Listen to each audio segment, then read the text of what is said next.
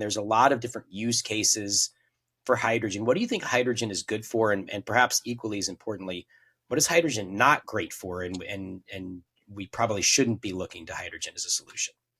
Yeah, great question. So hydrogen is sometimes called the Swiss Army knife of decarbonization tools because it can be used in almost every sector.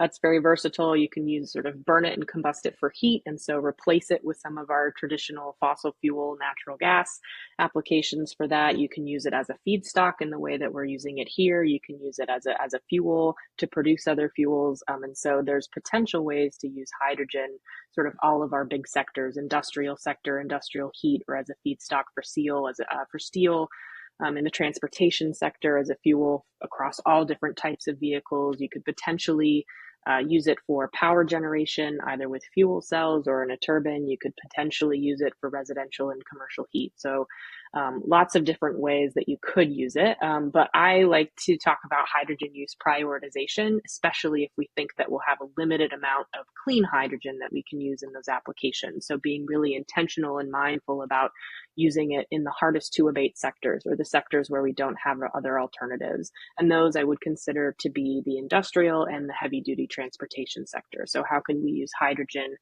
for things like steel? Or how can we use hydrogen as a fuel in aviation, in shipping, or in heavy duty transportation?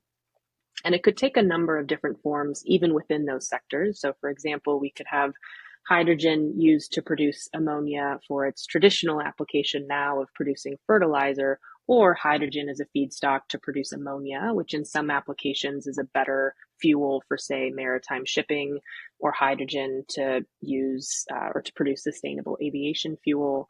Hydrogen in the steel sector. So even within those sort of three narrowed down sectors, still a lot of pathways that hydrogen can be used and help reduce emissions.